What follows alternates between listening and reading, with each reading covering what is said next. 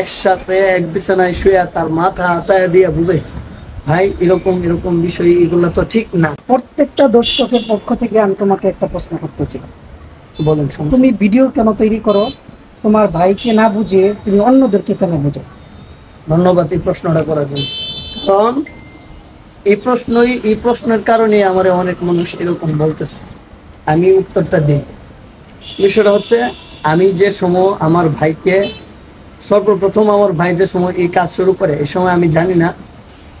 যে সময় থেকে আমি জানতে পারছি আমার ভাই মেয়েদেরকে নিয়ে অশ্লীল ভিডিও তৈরি করে, এই সময় থেকে আমি আমার ভাইকে সুন্দর করে আদর যত্ন করে একসাথে এক বিছানায় শুয়ে তার মাথা হাতায় দিয়ে বুঝাইছি ভাই এরকম এরকম বিষয়, এগুলো তো ঠিক না। আপনি বুঝতেছেন তো? হ্যাঁ, হ্যাঁ। আপনি বুঝেন, দর্শক যারা আছে এরাও আল্লাহ রহমতে বুঝবেন। আমি এরকম ভাবে বুঝাইছি। অবশেষে আমি একজন আলেমের সাথে পরামর্শ করছি। পরামর্শ করার পর যে উনি বলছে যত সম্ভব তোমার ভাইয়ের ইনকাম থেকে তুমি একটু দূরে থাকো। ওনার পরামর্শ অনুযায়ী আমি আমার ভাইয়ের থেকে একটু দূরে সরে আসলাম। যখন একদিন আপনারা দেখছেন, এই কারণে এক সাংবাদিক আমার এই প্রশ্ন করছিল, আমি বলছি ফেসবুকের টাকা হারাম হারাম হারাম, আর আমার ভাই যদি এই অশ্লীল কাজ করে আপনারা তাকে মামলা করেন, এরকম কথাও বলছি। আপনি শুনছেন তো? শুনছেন? এরকম কথাও আমি বলছি। এখন আর কি প্রশ্নের বাকি আছে আমার ভাইরা আমি বুঝাই না। আর কোনো প্রশ্নের বাকি আছে? আচ্ছা, বাকি আমি যে ভিডিও তৈরি করি, ভিডিও তৈরি করা যদি অশ্লীল না হয়, আমি মনে করি এই জামানার জন্য এটা না যায় কোনো কাজ না। কারণ আমি যদি ভালো কিছু প্রচার করে দেই, হ্যাঁ, মানুষ হয়তো অশ্লীল ভিডিও যেগুলো আছে এটির থেকে একটু বাঁচবো। এই কারণে আমার পক্ষ থেকে আমি ভিডিও বানাই।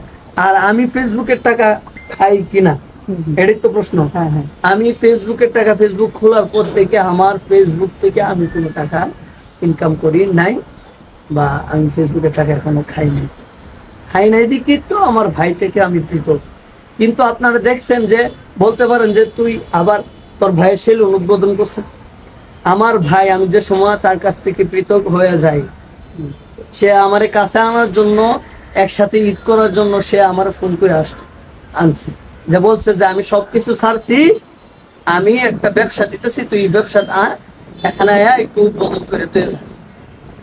এখন একটা ব্যবসার উদ্দেশ্যে যদি আমি না যাই, তাইলে এটা কি? আমার যে আলেম বানাইলো আমি কতটুকু রক্ষা করতে পারছি? সে তো আমার কথা রক্ষা করে এরকম ভাবে আমার বুঝাই বলছে। এই কারণেই আমি তার সেলুনে যাই, আমি দরুদ করি এবং একসাথে ঈদ করি, যে আমি জানতে পারছি যে আমার ভাই ভালো হয়ে গেছে। হ্যাঁ, আর এখন কি করে না করে এগুলো জানি না। আমি সব কিছু বাদ দিয়া আমি নিজের দায়িত্ব আমি নিজে করতেছি। আমি একটা প্রাইভেট প্রতিষ্ঠানে আমি খেদমত করি, এখান থেকে যা পাই তা দিয়ে আমি চলতেছি। এখন আশা করি সবাই আমার প্রশ্নের উত্তরটা পাইছে, আর আমি কি জন্য ভিডিও করি এটাও তো পাইছি। এখন আরো কোনো প্রশ্ন থাকলে আপনি বলতে পারেন। আপনাদের যে প্রশ্ন ছিল এর উত্তর আশা করি সবাই পেয়েছেন।